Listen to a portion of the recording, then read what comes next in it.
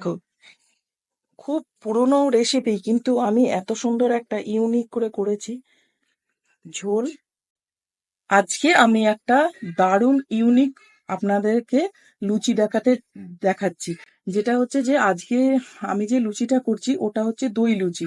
তো আমি বিনা তেলে লুচিটা করব। যখন আমি ময়ান দিয়েছি, ময়ানের মধ্যে আমি দই, একটু নুন, একটু মিষ্টি আর একটু তেল তো দিতেই হয়, দিয়ে আমি জিনিসটা ময়ান দিয়ে করেছি।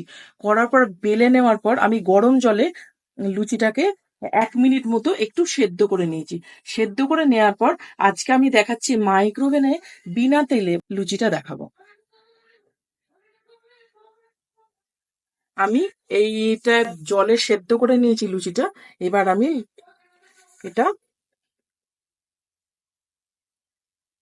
দেখুন এখানে দিলাম। দেওয়ার পর এবার আমি এয়ার ফ্রায়ারটা অন করে দিচ্ছি।